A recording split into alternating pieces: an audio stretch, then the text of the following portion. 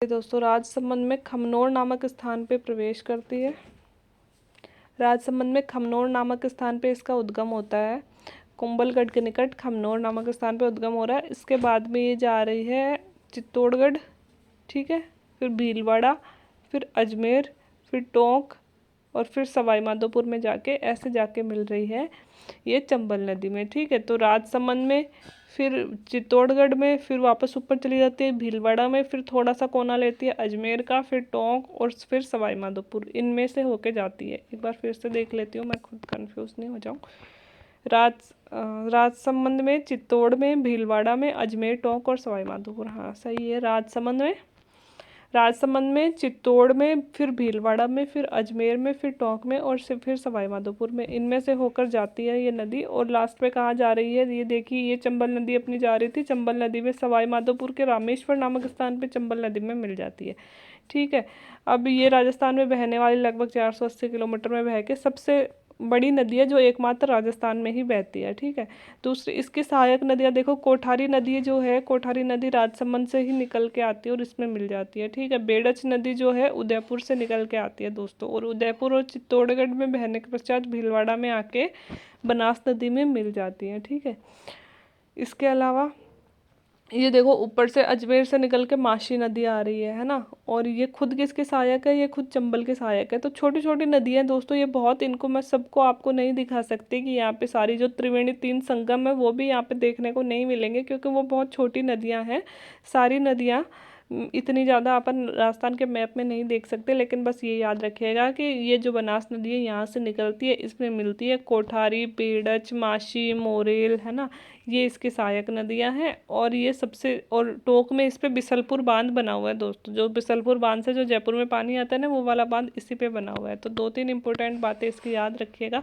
वर्णाशा, one की आशा विशिष्ट इसका नाम है। राजस्थान में बहने वाली 480 किलोमीटर सबसे लंबी नदी है। इन जिलों में बहती है, 3 त्रिवेणी संगम बनाती है, एक भीलवाड़ा में, बनास, बेड़च और मेनाल, ये 3 नदी तो भीलवाड़ा में मिलती है। फिर टोंक में मिलती है डाइक, इसका तो नाम आप याद कर सकते हो दोस्तों, भीलवाड़ा में है बेमेल।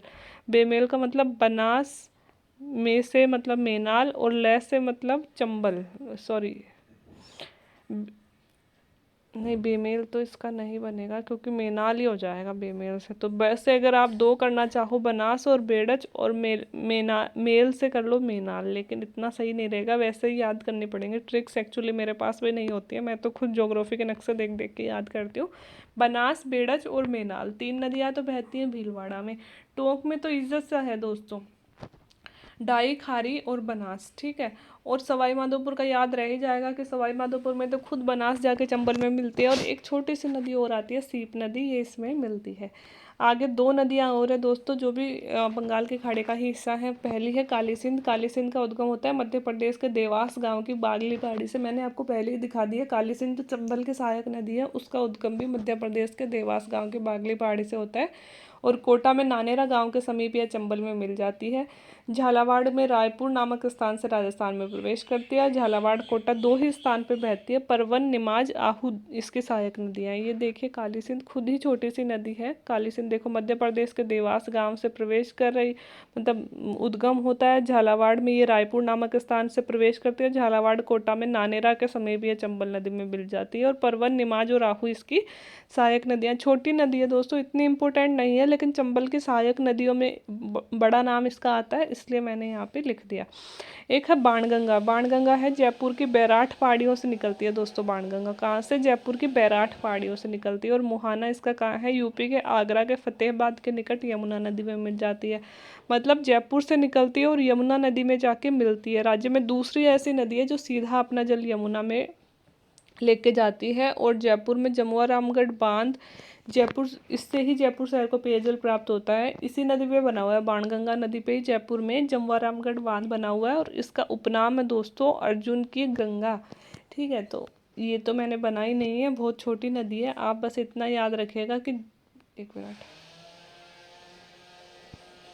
ये देखिए, आप इतना याद रखिएगा कि जयपुर से निकलती है और जयपुर और अलवर में बहते हुए यूपी में चली जाती है। ऐसे ही जयपुर में जमवा रामगढ़ बांध बना हुआ है, और एकमात्र दूसरी ऐसी नदी है जो सीधा अपना जल यमुना में लेके जाती है। पहली कौन सी थी? चंबल नदी थी ना, जो डायरेक्ट जाके यमुना में मिल रही थी।